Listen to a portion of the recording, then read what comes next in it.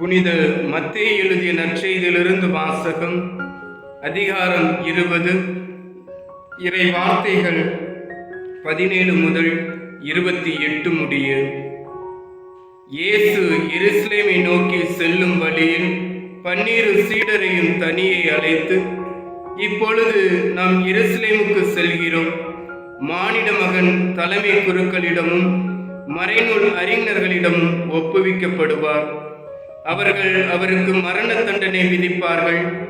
அவர்கள் அவரை ஏளனம் செய்து சாட்டையால் அடித்து சிலுவையில் அறையும்படி பிற இனத்தவரிடம் ஒப்புவிப்பார்கள்.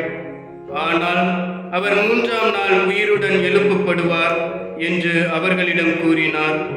பின்பு செபதேயுவின் மனைவி தம் மக்களோடு ஒரு வேண்டுகோள் விடுவிக்குமாறு இயேசுவிடம் வந்து பணிந்து நின்றார். உமக்கு என்ன வேண்டும் என்று இயேசு அவரிடம் கேட்டார்.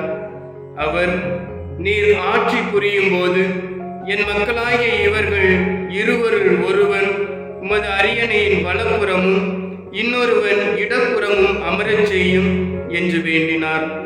அதற்கு இயேசு, நீங்கள் என்ன கேட்கிறீர்கள் என உங்களுக்கு தெரியவில்லை.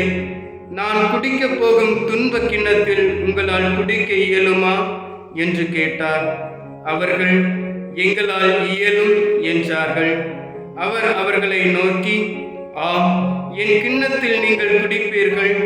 ஆனால் என் வலப்புறத்திலும் இடப்புறத்திலும் அமரும்படி அருளுவதோ எனது செயல் அல்ல.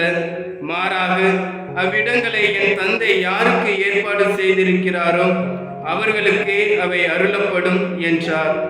இதை கேட்டுக்கொண்டிருந்த 10 பேரும் அச்சகோதரர் இருவர் மீதும் கோபம் கொண்டனர்.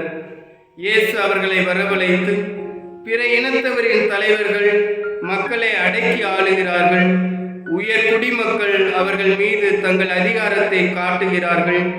இதை நீங்கள் அறிவீர்கள். உங்களிடையே அப்படி இருக்கக்கூடாது.